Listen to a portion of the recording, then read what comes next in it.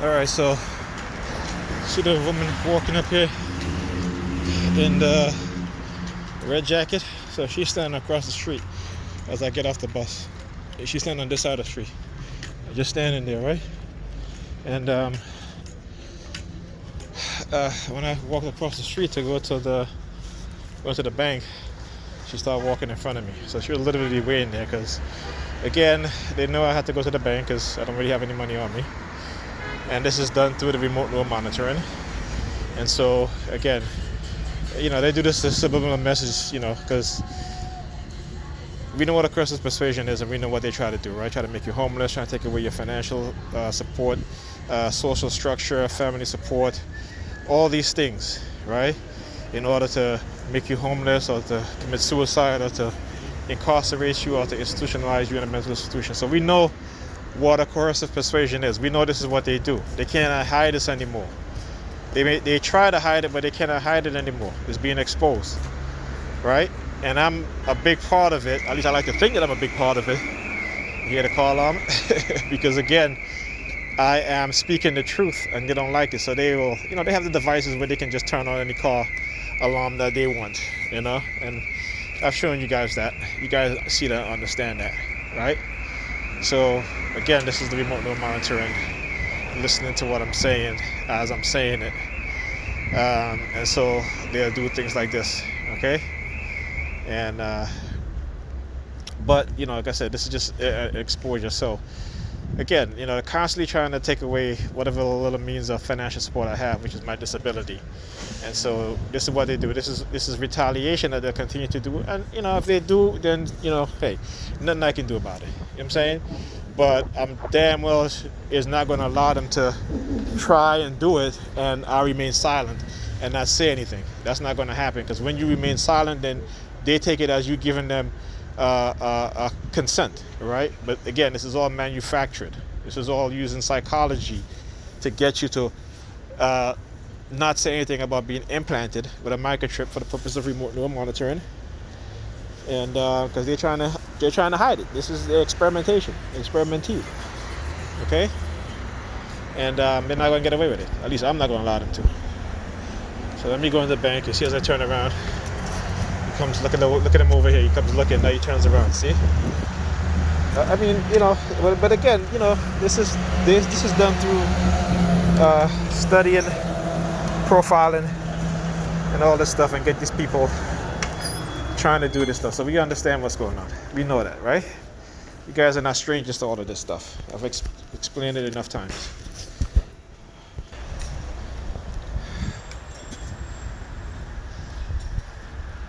All right, so I forgot to hit the record. Coming out the bank, this guy and this girl, walking towards me, and they both pull down their mask at the same time. I mean, again, let me tell you how ridiculous it is, right? Because I do these videos all the time, and in my videos, you'll see me where I don't wear a mask, where I wear my glasses. I don't wear my glasses. I have 5 o'clock shadow, and so I'm not trying to hide my face, but again, they want to condition you into acting suspicious. And if you act suspicious, it's not your fault, okay? This is psychological manipulation at work here. Understand that. But these people don't understand that, okay? That's why they're so easily fooled, okay?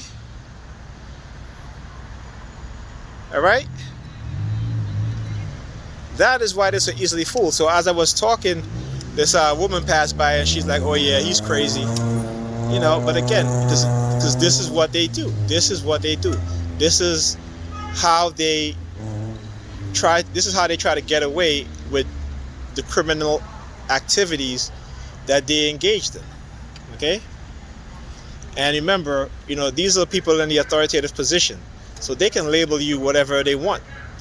When the US talk about China, using the psychiatric industry to label dissidents and to take away their rights, it's the same thing that's being done here in America. It's no different. Okay? It is no different.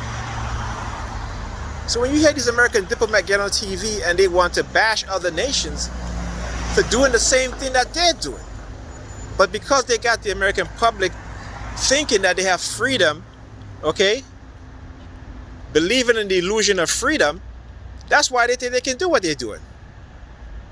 But they themselves don't even understand they don't have freedom. Okay, especially as black people. Yeah, black people talk about they're free, they're free, they're free. Anytime a black person say that shit, talk about they're free, slap them in the face. Because a white guy can come and shoot their ass, kill them, right, and get away with it. So how free are you? How free are you? If they can get you to participate in destroying another person's life, how free are you? Because guess what? They're going to do the same thing to you. Okay? So don't think because they got you engaging in criminal activity that they're not going to do the same thing to you. They're doing it to you right now anyway, but you're too stupid to even realize that. And that's the problem with black people in America today. They have no mindset. They don't read shit. They read, but they don't read the things that will help them. They read the Bible. And the Bible is not anything that's real, but they believe it's real. That is the psychological conditioning in which they have us under. It's like reading Harry Potter and thinking Harry Potter is real. Okay? That is the psychological mindset they have us under. So it's no wonder why no other people take us seriously. They laugh at us. They call us clowns. They're like, look at these black people worshiping a white Jesus. When you go to Europe and you go to Europe, all over Europe in the churches, Black Mary and Black Madonna. But here in America, they got black people worshiping. Do you understand the stupidity? Even though it's still not real. But black people were the first Christians, but it still wasn't real. But they don't even understand that. Because they don't have the history. They don't know the history. They don't want to know. They even want to know their own history. Okay? They tell you the Bible is history. The Bible is not that history book. You can't even tell me what any of the people in the characters, what year they live, what year they die. You can't tell me that. So, you know, history my ass.